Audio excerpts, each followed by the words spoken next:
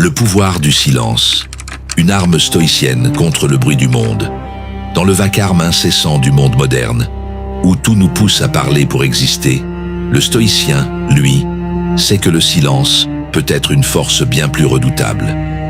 Il ne s'agit pas d'une absence, mais d'une présence invisible, d'une force tranquille, un choix délibéré qui peut transformer une conversation, inverser une dynamique ou désarmer un adversaire. Comme le disait Sénèque, ce n'est pas parce qu'un homme se tait qu'il n'a rien à dire, mais parce qu'il choisit ce qui mérite d'être dit. Ce n'est pas un appel à le mutisme, mais à une parole rare, maîtrisée et redoutablement efficace. Cette vidéo vous invite à découvrir les secrets de ceux qui parlent peu, mais dont le silence en dit bien plus que 1000 discours. Le silence, maîtrise de soi et clarté. Le silence stoïcien est un exercice de maîtrise de soi. Il protège l'esprit des agressions extérieures, forgeant un calme intérieur qui intimide plus que l'agitation. En refusant de parler trop vite, on évite les mots superflus, les regrets, les divulgations excessives ou les conflits inutiles. Il crée un espace où les pensées prennent forme, les émotions s'apaisent et où l'on reprend le contrôle. Comme Épictète nous le rappelait, si quelqu'un vous irrite, c'est votre jugement, non son action qui vous trouble. Le silence brise cette réaction automatique, offrant un espace de réflexion avant l'action. L'art de peser le silence, l'exemple d'Éboulos. Parfois, ce n'est pas la parole qui convainc, mais l'attente, l'espace laissé, le calme dégagé. L'histoire d'Éboulos, le commerçant qui, face au tumulte des négociations, prononça seulement 3 phrases justes et incontestables après un long silence, en est l'illustration parfaite. Son calme impressionna plus que tous les discours.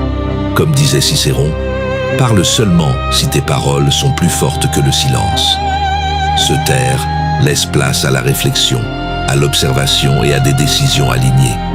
C'est faire du silence une arme douce qui inspire confiance et commande le respect. Se taire pour mieux. S'élever, une posture d'intelligence. Le silence attire, intrigue et impose souvent plus de respect que le plus brillant des discours. L'exemple de Léandre, le jeune architecte qui choisit d'écouter et de comprendre avant de parler, montre qu'une posture d'intelligence silencieuse peut mener à une reconnaissance rapide. Marc Aurèle écrivait « Celui qui connaît sa propre force n'a pas besoin de la prouver. » Le silence bien placé reflète une stabilité intérieure rare, montrant que l'on sait écouter avant de juger, apprendre avant de parler. Le calme qui déroute face à l'agression. Face à l'agression, le stoïcien ne cède pas à l'impulsion. Il sait que le silence peut déstabiliser plus sûrement que les mots. L'exemple du professeur de philosophie qui, accusé à tort, écouta en silence avant de déposer calmement des documents, illustre comment le silence peut inverser l'atmosphère et affirmer une force mentale invisible. Le silence est l'un des grands arts de la conversation, disait Sénèque, car il crée le doute chez l'adversaire et lui fait épuiser ses arguments, tandis que celui qui est calme observe et attend. L'art d'écarter le bruit, la lucidité sans agitation. Notre esprit est constamment sollicité par le bruit du monde. Le silence, c'est l'espace que l'on ouvre pour que l'essentiel puisse émerger. Comme le maître zen Shonmyo Masuno enseigne à ses apprentis de retirer l'excès pour trouver le sens, être stoïque, c'est éliminer l'inutile, les comparaisons, la peur du jugement. Marc Aurèle pratiquait cette hygiène mentale pour discerner ce qui dépend de lui. Choisir en conscience, non en réaction, mène à la paix et à un pouvoir, non pas dans la vitesse, mais dans la lucidité. La liberté, sans arrogance, retrouver son axe intérieur, se libérer des pensées parasites, des attentes sociales et des comparaisons inutiles, c'est retrouver sa dignité. Épictète l'enseignait, ne te trouble pas pour les choses extérieures, elles ne dépendent pas de toi. En supprimant ce qui nous éloigne de nous-mêmes, on se reconnecte à notre axe intérieur, où l'arrogance disparaît et où la lucidité commence. L'exemple du dirigeant imposant le silence en réunion montre comment un tel choix peut honorer ce qui compte vraiment et mener à des décisions claires et respectueuses. La sagesse en miroir, une parole juste. Il existe une intelligence mesurée par la profondeur du silence qu'on s'accorde avant d'agir. C'est un raffinement de l'esprit qui transforme l'impulsion en intention. Épictète disait « Il est plus d'un homme qui se repent d'avoir parlé rarement, d'avoir gardé le silence ».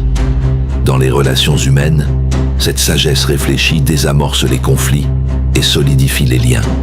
Le journal de Marc Aurèle était son miroir, un lieu pour forger une force intérieure stable. Réfléchir avant d'agir est une avancée humaine vers une parole plus juste et une vie plus paisible. Le silence stratégique. Comprendre sans dominer. En négociation, le mot que l'on ne dit pas pèse parfois le plus lourd. L'exemple d'Hélène qui, par son silence stratégique, déstabilise un vendeur pressé pour arriver à un accord juste, montre que le silence n'est pas un retrait, mais un outil pour écouter profondément, laisser l'émotion s'éteindre et répondre au bon moment. Dans l'esprit stoïcien, négocier, c'est comprendre et trouver un terrain d'entente, non dominer.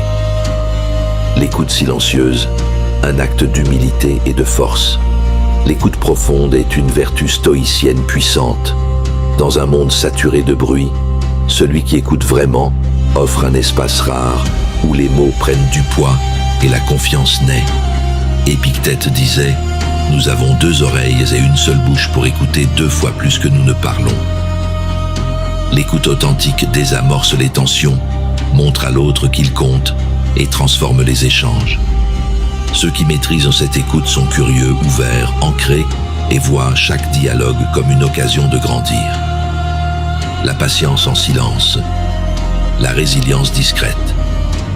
Dans un monde d'immédiateté, ceux qui avancent en silence sont sous-estimés et pourtant, ce sont eux qui durent.